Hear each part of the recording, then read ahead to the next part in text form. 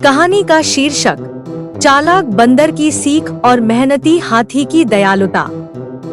कहानी के पात्र मंगू बंदर बहुत चालाक और आलसी जो दूसरों से अपना काम करवाता है। गजराज हाथी मेहनती, दयालु और थोड़ा भोला। चिंटू खरगोश छोटा और समझदार। मंगू बंदर हमेशा गजराज हाथी से अपना काम करवाता है क्योंकि वह खुद बहुत आलसी है। गजराज अपनी दयालुता के कारण उसकी मदद करता रहता है। एक दिन चिंटू खरगोश यह सब देखता है और गजराज को समझाता है कि मंगू उसे धोखा दे रहा है। चिंटू की मदद से गजराज मंगू को एक ऐसा सबक सिखाता है जिससे मंगू को अपनी गलती का एहसास होता है और वह एक अच्छा दोस्त बन जाता है। जंगल में सभी जानवर अपने अपने काम में लगे हैं। पक्षी दाना चुग रहे हैं, गिलहरी फल इकट्ठा कर रही है और गजराज हाथी भारी लट्ठों को उठाकर एक जगह से दूसरी जगह ले जा रहा है। मंगू बंदर एक पेड़ पर झूलते हुए गजराज को देखकर, अरे गजराज मेरे भाई क्या कर रहे हो?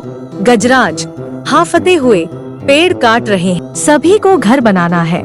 मंगू तुरंत पेड़ से उतरकर, अरे वाह मैं भी तुम्हारी मदद करता हूँ। वह एक छोटी सी टहनी उठाता है और उसे पटकता है। ओह मेरे हाथ में चोट लग गई, बहुत दर्द हो रहा है, लगता है मैं आज काम नहीं कर पाऊंगा। गजराज प्यार से, कोई बात नहीं मंगू तुम आराम करो, मैं तुम्हारा काम भी कर दूंगा।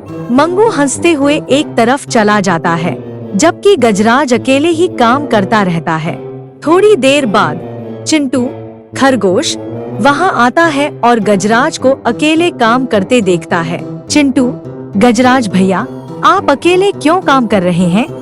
मंगू कहाँ है? गजराज वह आराम कर रहा है, उसके हाथ में चोट लग गई है। चिंटू हंसते हुए, गजराज भैया क्या आपको नहीं लगता कि वह सिर्फ बहाना बना रहा है? मैंने उसे अभी अभी दूसरे पेड़ पर खेलते देखा है, वह आलसी है और हमेशा आपसे अपना काम करवाता है। गजराज सोचते हुए, क्या सच में? मुझे तो लगा वह मेरा दोस्त है।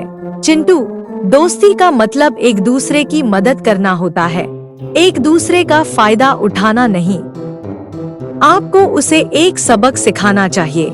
अगले दिन गजराज और चिंटू ने मिलकर एक योजना बनाई। गजराज नदी के किनारे से एक बहुत बड़ा भारी पत्थर उठाता है।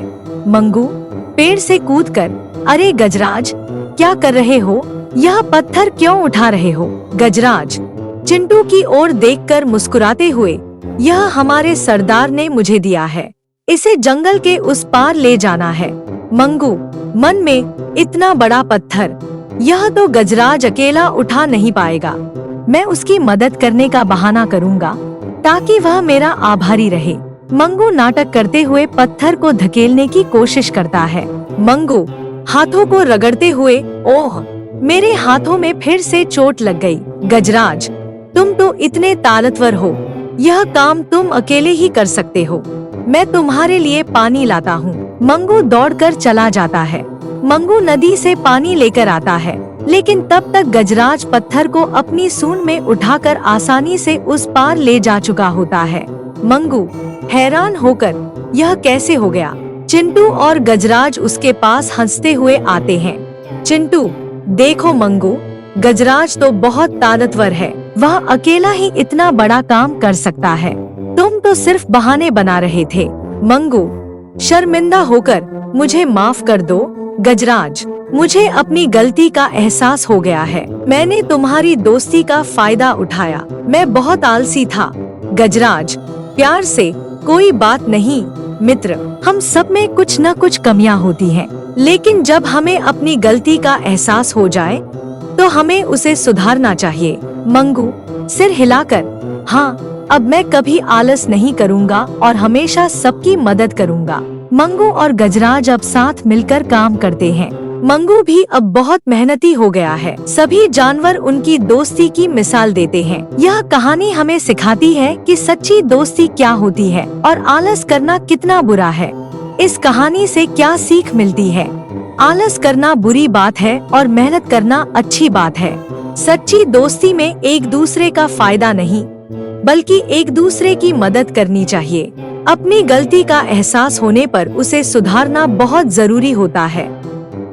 अगर आपने सब्सक्राइब कर दिया तो आप जैसे लोग हमारे दिल में बसते हैं। मैं प्रार्थना करूंगा, हे भगवान, इन्हें हमेशा खुश रखना प्रभु, इनकी हर मनोकामना पूरी करना।